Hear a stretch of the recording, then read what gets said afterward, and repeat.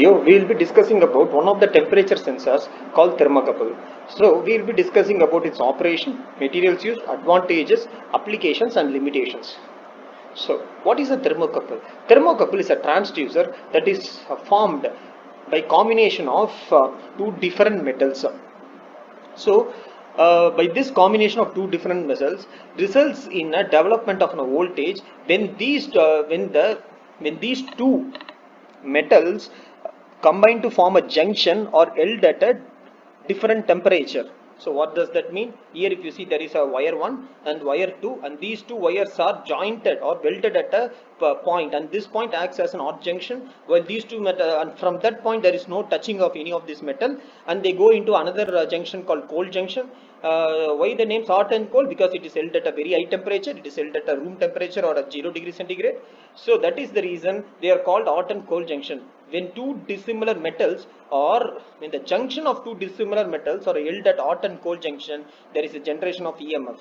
Okay, and this generation of EMF is called thermo EMF, and it depends on two important aspects. One is the temperature of the junctions on which they are kept and the materials that they are used, based on which the operational range of the thermocouple changes. Okay, please keep that in the mind. So it depends on the metal and the point where the temperature is being measured. So this phenomenon is called Seebeck's effect.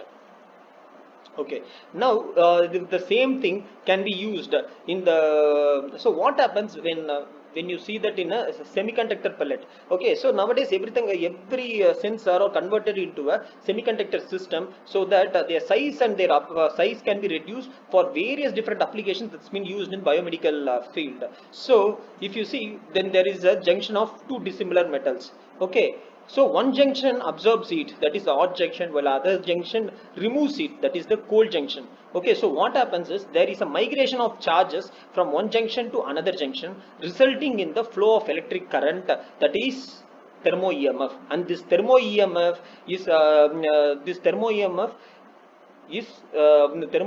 can be measured can be measured or can be removed as between these two wires. Okay, they can be measured across their two wires. Okay, now let us quickly see how this thermocouple circuit is being made. So one metal surface, another metal surface. So they are jointed at the heat junction. So this heat source can be anything from hot furnace, heaters, water bath, anything from where we need to measure the temperature. Okay, and they are held at the collar. So I'll tell you what is a collar in the later version. They are held.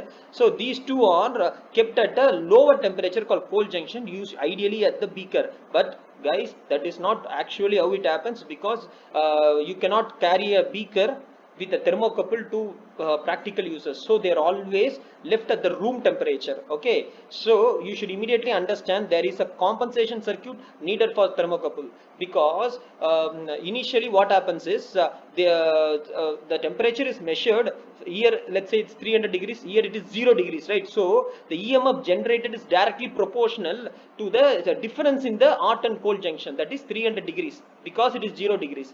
For example, if the same thing is held at 30 degrees, what you will get? You will get an EMF for 270 degrees, but that is actually not the original temperature of the furnace. So what we do, to make the compensation, and based on that we will measure the reading. Okay, so from the cold junction it goes to the measurement system, where you will find a deflection of the thermal EMF in an voltmeter. Okay, this is how a thermocouple circuit works.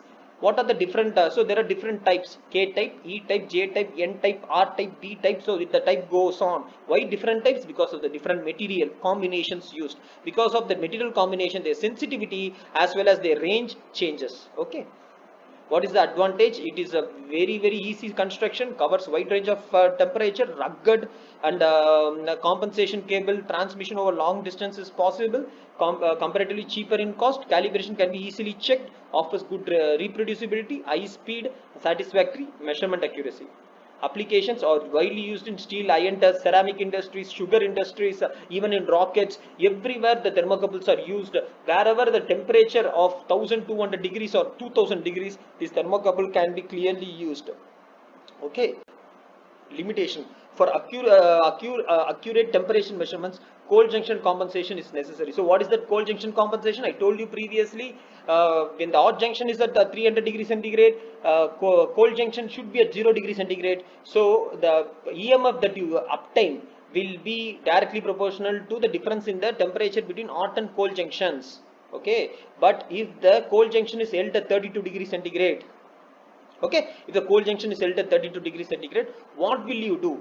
So you will measure for 2 degrees change. What is the EMF? You will subtract, or you will add that compensation to the EMF and then calibrate it. That's called cold junction compensation. And the that what you get is in terms of millivolt. You need an amplification circuit or a transmitter to convert it into an voltage, thereby to calibrate into temperature. Okay, so these are some limitations with the thermocouple. They have a high degree of applications, but advantages, but there are few limitations such as the cold junction compensation issues. Thank you guys.